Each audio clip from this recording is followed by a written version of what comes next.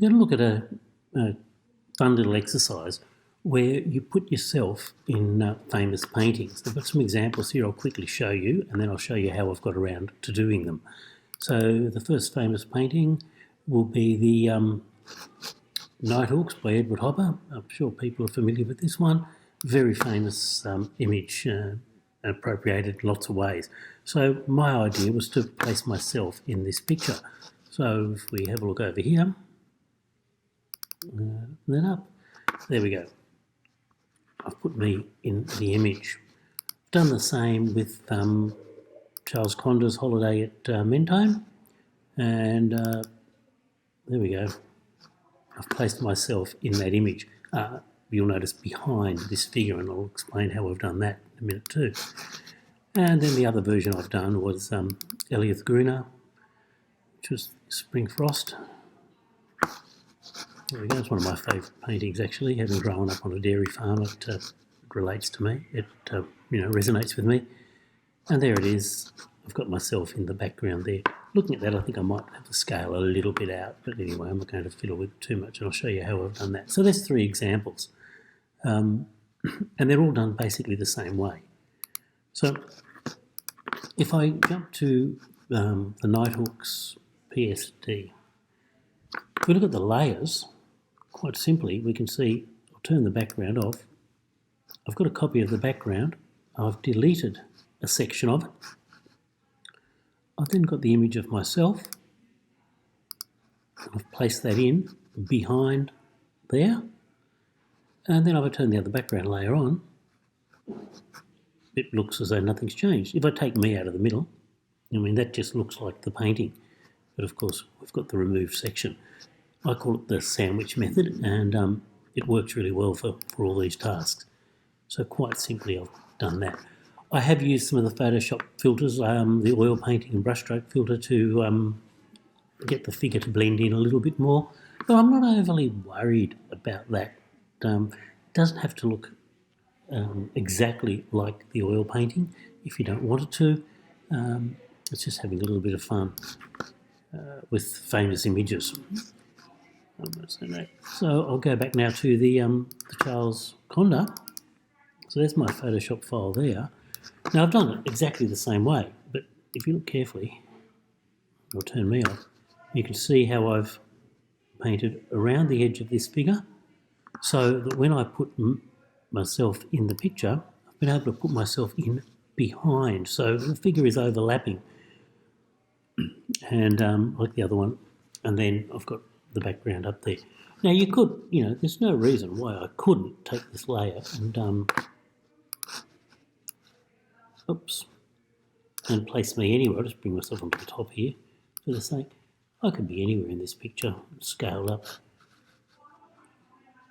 without any worries whatsoever. I'd have to obviously scale it if I'm moving myself around. Maybe I could put myself there. It doesn't really matter, but I just like to have it so it's behind something, so the figure is embedded in the image more. I'll just close that down without saving it. And I've done the same for the Elliot Gruner Spring Frost. Again, turn the layers off. So there's the original painting. I've just got the cows separate for this one, so I've copied them out of the image, put myself behind the cow, and then put the background in there. I could have done it the same way and just painted out my figure, from the full layer. But for this one, I thought it was a bit easier just to have the cows separate.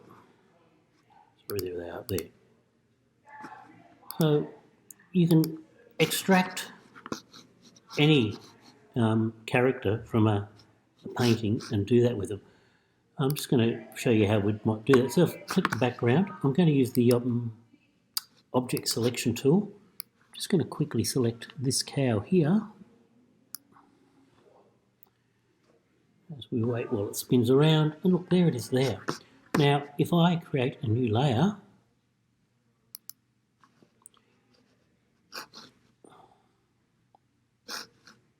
go back to here, I copy by hitting Command C.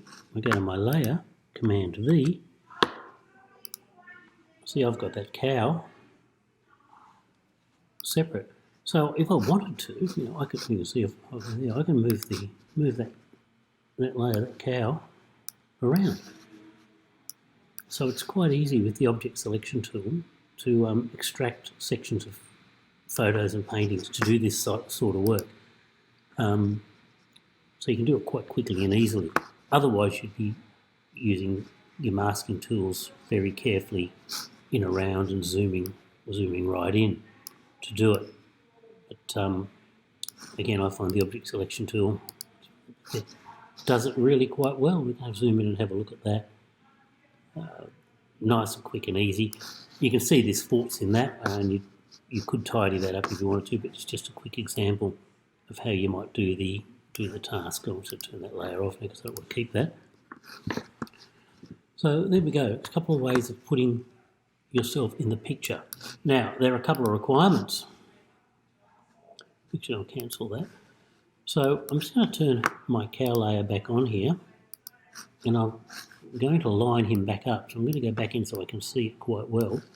So I'm going to use the nudge tool, which is basically my arrows, to get the cow back into perfect position. There we go. That's pretty good. So I've got it there. So I might put myself in again. So what I need are some images of me without my background. I've saved them as PNG files.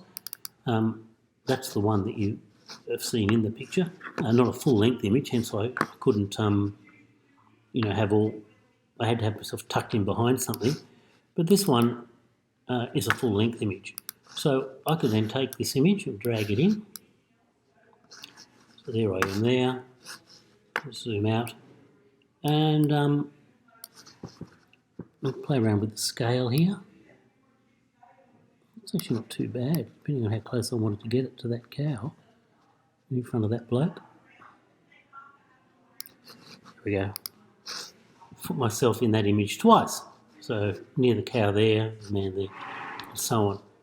And that's the beauty of it. You can move this one around. I don't have to worry about hiding behind anything here because I've got my feet in it. I might have some issues with shadows and that if I want to make it realistic. So that's why I might put myself in behind this cow here. I can do all that over there. But that's just showing you how I'd use that figure. I won't keep that in there. It's just a quick example. So get your full level images of yourself that you wish to use. Get them set up. Save them as a PNG image or quite simply a Photoshop image. There we go. You can see there it is without the background. Just turn that background off and drag that layer in.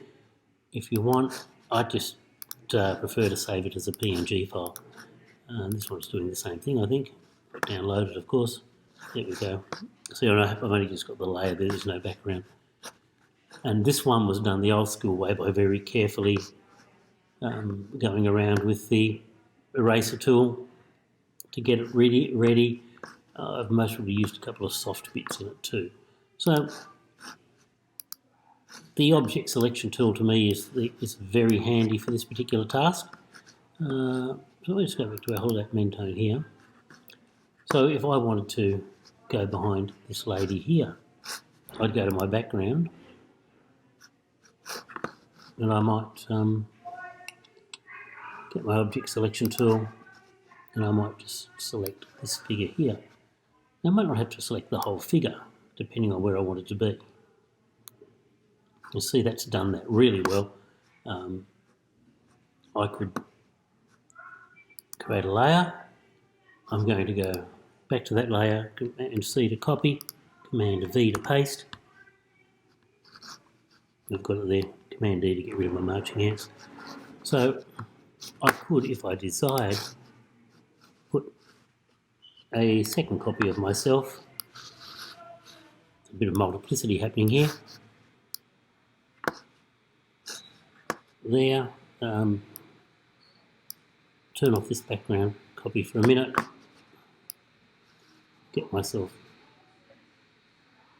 into the correct position, just behind that figure, edit and transform, scale it up so I've got the height a little bit closer to what it maybe should be. Put us there. Now, what I'm going to do with this figure is I'm going to go to the filters. I'm going to go to my filter gallery. Just cancel that. I've got to rasterize this layer before I do that. Now I'll go to filter. I'll go to my filter gallery. Apologies. Filter gallery down here. I would have just redid the other thing. And I might choose one of these painting ones here. I might choose dry brush. Do I like that? Or palette knife is what I used on the other one. Here we go, palette knife. Play around with your stroke size and your detail so it matches. Obviously we need a fair bit of detail in there. And you've got your stroke detail and smoothness. You can fiddle it around a bit. And I hit OK. And there I am. Not totally pleased with this because it's a bit sharp on that edge there, that cutout. I'd really need to play with that, but it's just an example. And then, of course, if I bring this background up here, I've got this problem. I then need to get my eraser tool, make it a little bit bigger so it's going to work. And